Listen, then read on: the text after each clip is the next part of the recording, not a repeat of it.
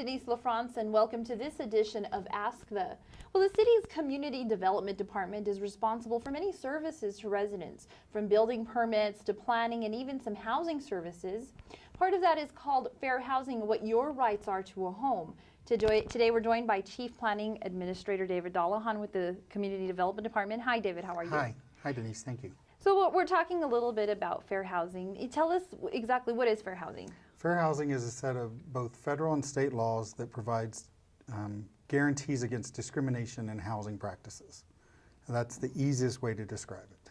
So basically that means that if you're involved in a housing transaction, whether it's rental or home ownership, or you're trying to buy a house, that there are certain protections for certain classes of people that guarantee you won't be discriminated in trying to acquire your housing. Okay. So another question that I have, well, you know, we're kind of going over that exactly. What are those protected classes that are under the federal housing law? Well, the federal law is different from the state law, okay, but the federal protections are for people based on their race, their color, their national origin, sex or gender, whether they're in a familial situation, whether they have kids or not. That includes pregnant women, people with disability, and recently the federal law has been changed to include protections against people with different sexual orientations or preferences and gender identity. So basically what that means is that as a landlord or a tenant, you can't tell somebody, hey, because of this, I'm not going to rent to you, I'm not going to sell to you, lease to you. That's exactly correct. Okay. They cannot use those criteria as a decision for denying you housing. And so you were saying that there's some differences between the federal and then the state law. So are there protected classes that are under the New Mexico Fair Housing Law that might be different from the federal classes? There are two additional classes under New Mexico law that are different from the federal. One is called ancestral relationship. That's who you're related to by your ancestry, okay, and which is different from national origin. And the other one is spousal affiliation, and that has to do with whether you're married or not. They can't discriminate against you in New Mexico, whether you're in a committed relationship through marriage or not being married. So that's the difference. The federal law doesn't provide that protection based on who you're related to or whether or not you're married. Now, it does provide protections if you have children. And so why are these laws important?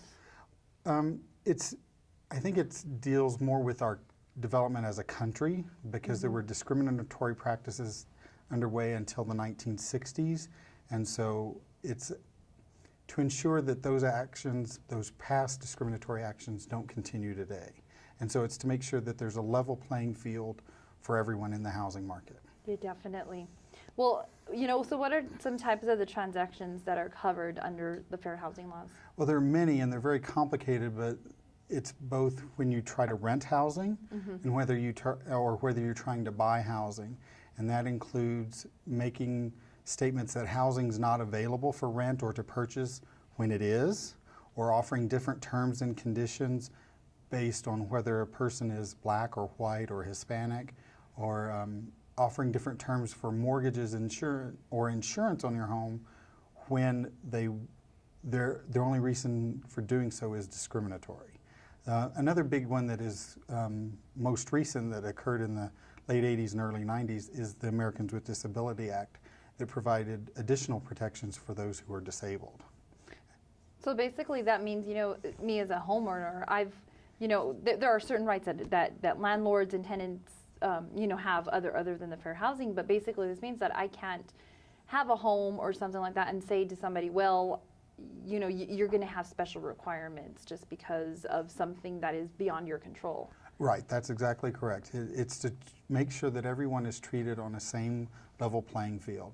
The other protections under fair housing are advertising of housing. You can't, if you're a landlord, you can't put a sign out on the property that says no children allowed, when that is protected by both federal and state law. Now, a landlord could impose restrictions on the number of people that can live in a house based on its square footage, the number of bedrooms. Someone can't put a sign out that says, we'll only sell to women. You know, that's not allowed under both the state and federal laws. So it's important for the community to understand their rights as they move forward. At some point in our life, everyone is either a renter or a landlord. Renter or a homeowner, hopefully. And so they need to be aware that they are certain protections. And tell me some of the things that the city is doing that are intended to reduce some of the housing discrimination that may be happening here in Las Cruces. Well, first and foremost, the city's website has a pamphlet both in English and Spanish that gives the basic rights for housing discrimination and also landlord and tenant rights. There are two different issues. One is about housing discrimination, and the other one gives an overview if you're a tenant or a landlord, what the state laws that you must follow in order to rent or to rent from someone. So we have that available to everyone all the time on the city's website. We are also looking to update our corresponding housing ordinance, fair housing ordinance, to comply with recent changes in the federal law. It's something that we're obligated to do because we receive federal money for housing programs. And what our biggest issue is right now is that we're undertaking a survey throughout the month of December, really from December 1st to 21st, for both the disabled and for landlords that provide housing about the needs of the disabled for Las Cruces. And it's whether they have housing available to them, what kind of housing is available to them if you're a landlord.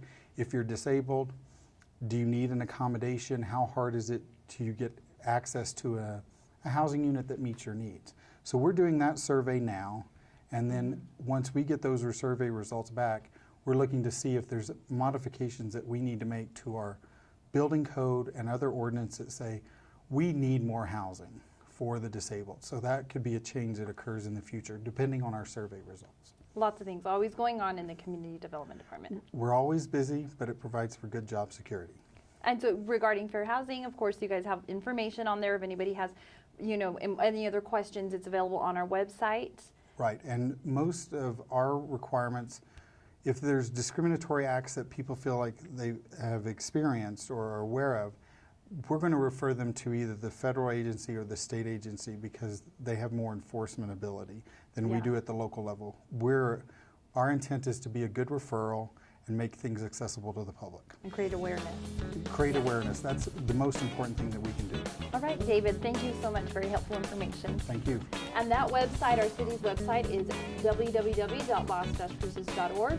And if you have a question you'd like answered here on our show, you can go to askthecity.org. Thanks so much for joining us. I'm Denise LaFrance, and happy holidays.